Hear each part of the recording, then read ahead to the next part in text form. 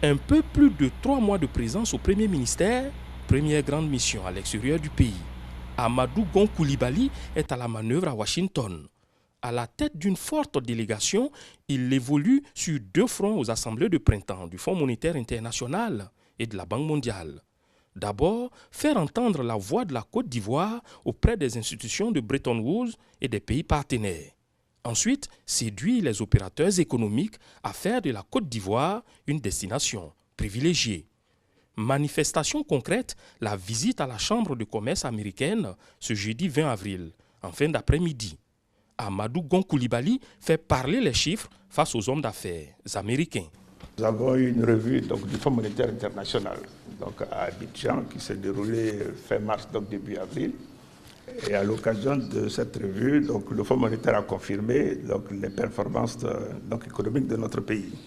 Je voudrais donner quelques chiffres. Pour l'année 2016, le taux de croissance est attendu de 8,8%, quasiment 9%. Pour l'année 2017, nous projetons un taux de croissance d'environ 8,5%. Et sur la période 2018-2020, nous procédons en moyenne, nous projetons un taux de croissance d'environ 8,2%. Ça veut dire que la dynamique de croissance est bonne en Côte d'Ivoire, mais aussi vous dire que le cadre budgétaire et macroéconomique est sain.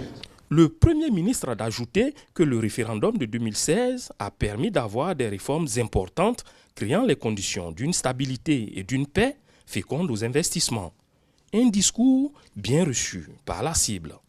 C'est un exposé qui a permis de bien présenter quels étaient les objectifs stratégiques de la Côte d'Ivoire, quelle était la vision du président et pourquoi est-ce que la grande réussite économique de la Côte d'Ivoire sous-tendait les ambitions stratégiques du pays. Donc c'était vraiment très convaincant et qui nous a confortés dans notre soutien et notre engagement auprès de la Côte d'Ivoire. Mais pour le Premier ministre, les acquis de la Côte d'Ivoire sont perfectibles. Au plan du déficit budgétaire, dans le cadre de ces négociations avec le Fonds monétaire, nous nous sommes entendus, malgré le choc que nous avons vécu sur un déficit qui serait autour de 4,5% du PIB, mais avec une convergence dès 2019 à 3% du PIB, ce qui est la norme communautaire. Tout cela pour vous dire que l'économie ivoirienne se porte bien, que la situation sécuritaire est tenue et que les perspectives au niveau du pays sont bonnes.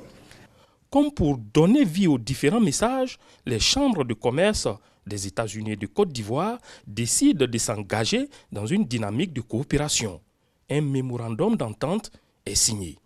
Avant la Chambre de commerce, le Premier ministre a participé à la mi-journée à la 2e assemblée de haut niveau sur la coalition des partenaires, sur la taxation du carbone.